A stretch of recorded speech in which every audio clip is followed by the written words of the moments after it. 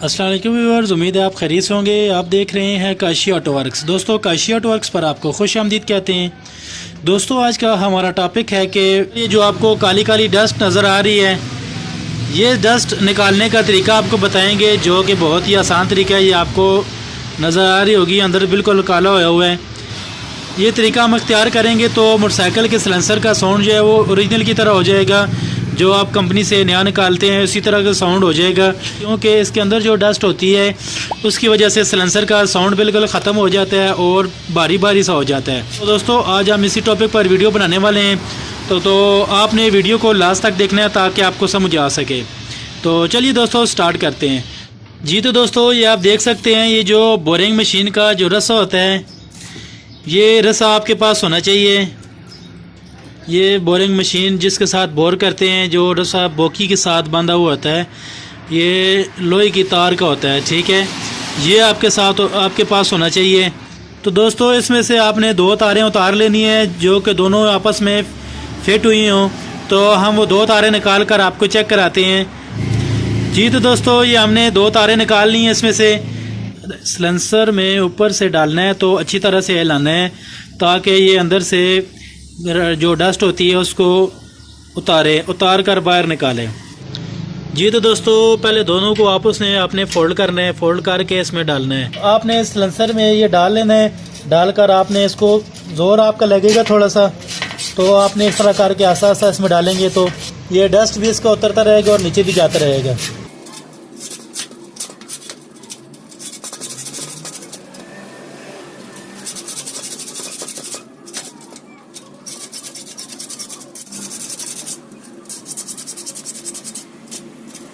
तो अगर ये दो पीस अंदर ना जा रहे हो आपसे, तो आपने सिंगल पीस इसके अंदर लगा लेना।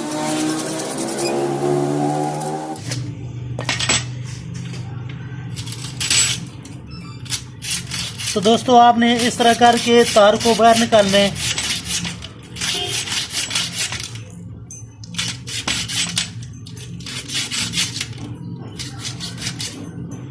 ये देखें दोस्तों, ये इसकी तार बाहर आ गई है। आप सिलेंसर को उल्टा करके झाड़ेंगे तो चेक करेंगे कि कितनी कार्बन इससे निकली है।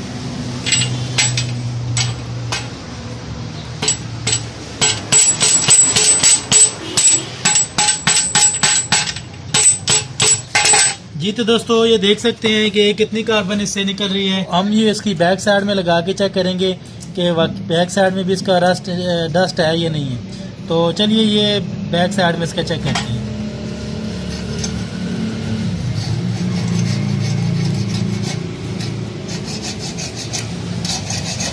तो दोस्तों, ऊपर वाली तरफ से जब आप लगाएंगे तो ऊपर वाली तरफ से ये नीचे नहीं आएगा इतना, तो आपने बैक साइड वाली तरफ से भी लगाना है, तो फिर आपको पता चलेगा कि इसमें डस्ट है या नहीं है।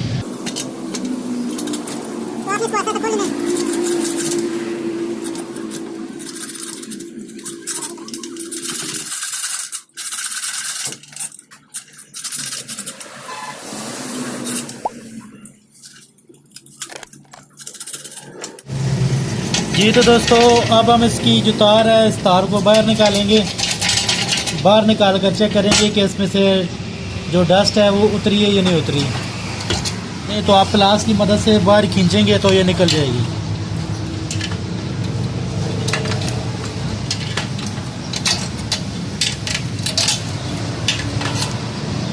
तो ये अब बाहर आ गई है। तो अब चेक करते हैं कि अंदर से इसकी जो डस्ट है वो उतरी है या नहीं उतरी।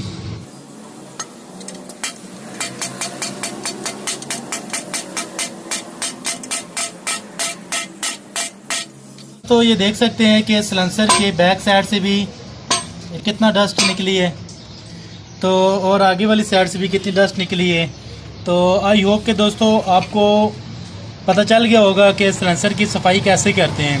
दोस्तों, हमने 125 की वीडियो बनाई थी सिलेंसर को वॉश करने की और सिलेंसर का साउंड बनाने की। तो हमने वो वीडियो बनाई हुई है। आपने वीडियो देखनी है तो डिस्क्रिप्शन में आपको लिंक दे देंगे, या आपको स्क्रीन पर उसका थंबनेल नज़र आ रहा होगा। तो आपने वीडियो देखनी है तो डिस्क्रिप्शन में वीडियो देख सकते हैं। तो दोस्तों, 125 की भी इस तरह सफाई करने की वीडियो बनाएंगे। तो दोस्तों, आप क्या कहते हैं कि 125 के सिलेंसर की भी वीडियो बनानी चाहिए कि नहीं? दोस्तों अगर इवेंटिफाइड की वीडियो आप कहते हैं तो बनाएं, तो आपने कमेंट में बता देना है कि वीडियो बनानी है कि नहीं। तो दोस्तों हाज़िर होते हैं किसी और नई वीडियो के साथ। अल्लाह हाफिज़।